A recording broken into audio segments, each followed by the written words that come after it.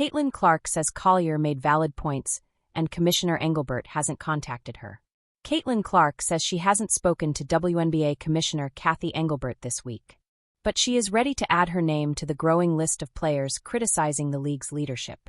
The Indiana Fever guard spoke publicly Thursday for the first time since All-Star Weekend and acknowledged Minnesota Lynx star Napheesa Collier made valid points when she took her complaints about WNBA executives public. "I think what people need to understand, we need great leadership in this time across all levels," Clark said. "This is straight up the most important moment in this league's history. This league's been around 25 years, and this is a moment we have to capitalize on." Fee said it all with what she said, and I think the points she made were very valid. Collier criticized the league's top brass for fining players and coaches who speak out about officiating and other WNBA matters. Her comments came 2 days after the top-seeded Lynx were eliminated from the playoffs without Collier, who suffered an ankle injury on a no-call play near the end of Game 3, or coach Cheryl Reeve, who was suspended and fined after storming the court and contesting the no-call. While other players and coaches have joined the chorus, Clark had remained silent until Thursday as she continued to recover from what turned out to be a season-ending right groin injury.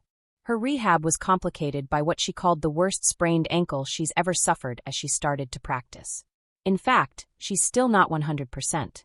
Clark said she hopes to return to playing 5-on-5 by late October and will spend part of the offseason focusing on USA basketball responsibilities.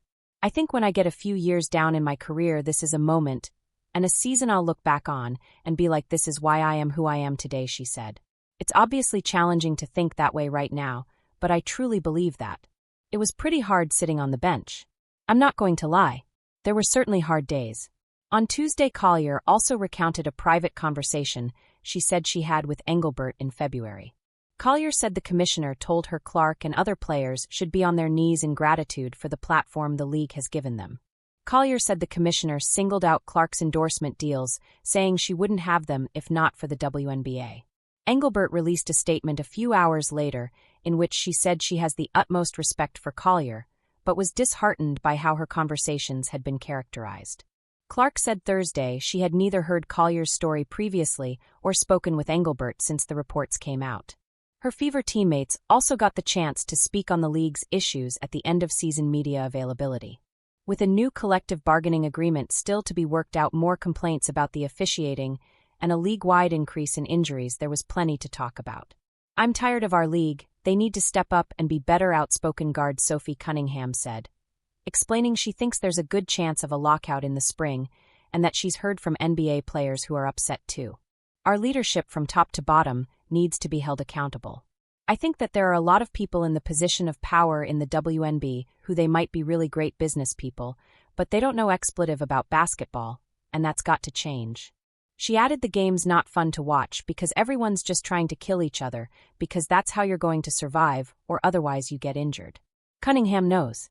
She and Clark were 2 of 4 Fever players who went down with season-ending injuries this season and then watched their teammates win their first playoff series in a decade before pushing second-seeded Las Vegas to a 5th and final game and then into overtime without their other 2 All-Stars, center Aaliyah Boston and guard Kelsey Mitchell.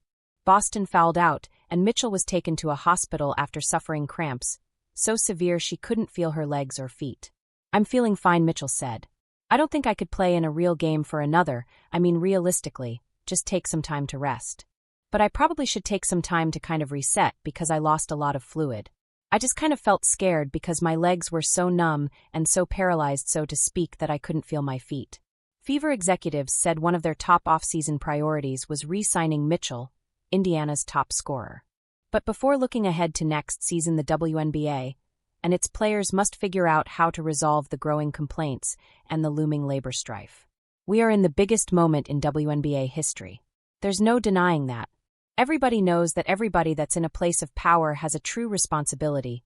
Even myself, we have a responsibility to make sure this game is in a great place going forward with the CBA and, caring for players and building this league to make sure it's in a great spot for many years to come."